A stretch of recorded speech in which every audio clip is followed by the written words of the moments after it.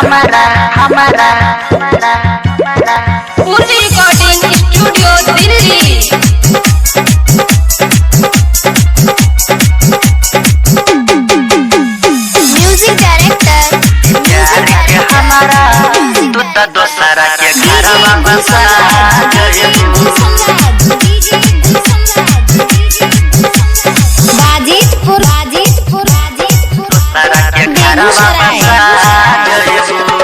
सुना सुना ये सनम दिलु दिल पे जखम सुना सुना ये सनम दिलु दिल पे जखम सुना सुना ये सनम दिलु दिल पे जखम गोरी जिया दे तू हम के मुआ जइबू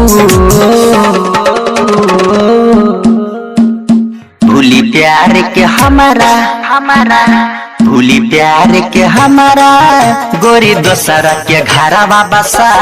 जइबू भूली प्यार के हमारा तू तो दोसरा के घरवा बसा जइबू प्यार के हमारा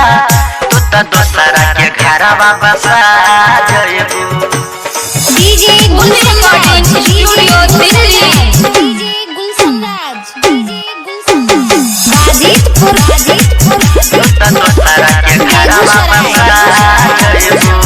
छोड़ी बचपन के प्यार तू चल जइबू एक रतिया में तू तो बदल जइबू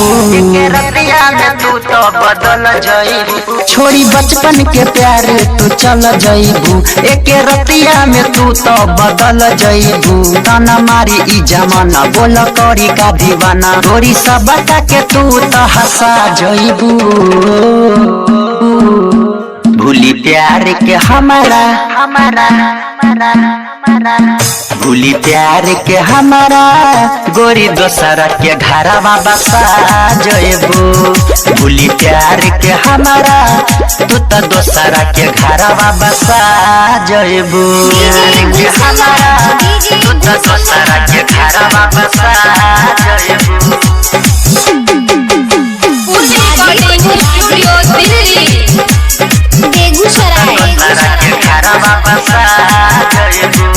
जब दशहरा के नामे के सेनुर परी कहे तो कदीर प्रेमी दीवाना मरी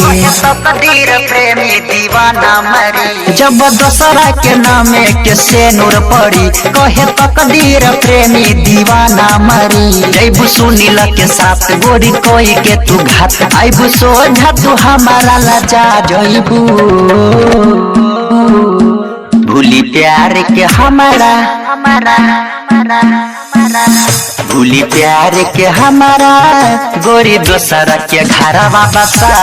जइबू भूली प्यार के हमारा तू तो दोसरा के घरवा बसा जइबू पूर्वी रिकॉर्डिंग स्टूडियो दिल्ली।